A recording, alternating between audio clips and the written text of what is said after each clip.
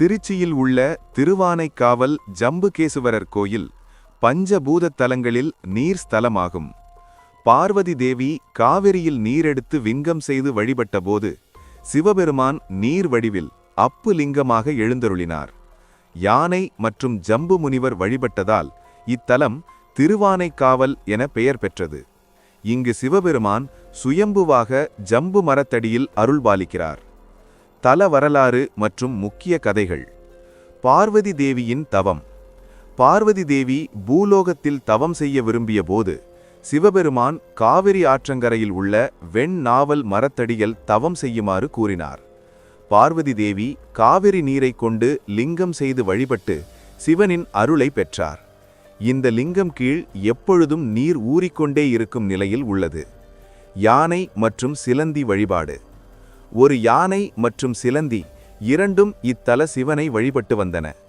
யானை தினமும் காவிரி நீரை எடுத்து வந்து அபிஷேகம் செய்யும். சிலந்தி லிங்கத்தின் மீது சூரிய ஒளி படாமல் இருக்க வலை பின்னி காக்கும். யானை அந்த வலையை அசுத்தம் என நினைத்து நீக்கும்.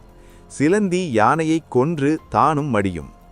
இந்த பக்தியை மெச்சி சிலந்தி மறுபிறவியில் கோச்செங்கட் சோழனாக பிறந்து யானை நுழைய முடியாத அளவுக்கு குறுகிய வாசல்களுடன் இக்கோயிலை கட்டினான் எனவும் கூறப்படுகிறது. ஜம்பு முனிவர். ஜம்பு முனிவர் சிவபெருமானை வேண்டி சிவனே தனக்குள் கலக்க வேண்டும் என தவம் செய்தவர். அவரிடம் ஒரு நாவல் பழத்தை கொடுத்து அதை உண்ணுமாறு சிவபெருமான் கூறினார். அந்த பழத்தை உண்டபின் முனிவரின் தலையில் ஒரு ஜம்பு மரம், வெண்ணாவல் மரம் வளர்ந்தது.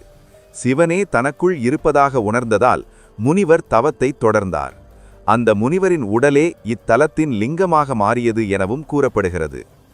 கோயிலின் சிறப்புகள். அகிலாண்டேஸ்வரி.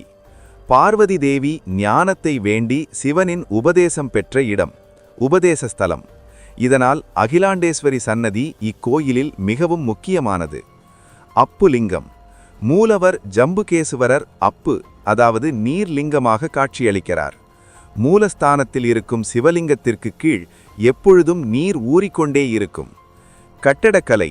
இந்த கோயில் சோழர்கால கட்டடக்கலைக்கு மிகச்சிறந்த எடுத்துக்காட்டாகும். 1000 கால் மண்டபம், ராட்சத தூண்கள் மற்றும் கற்சங்கிலிகள் இங்குள்ள கலைநயத்திற்கு சான்றாகும்.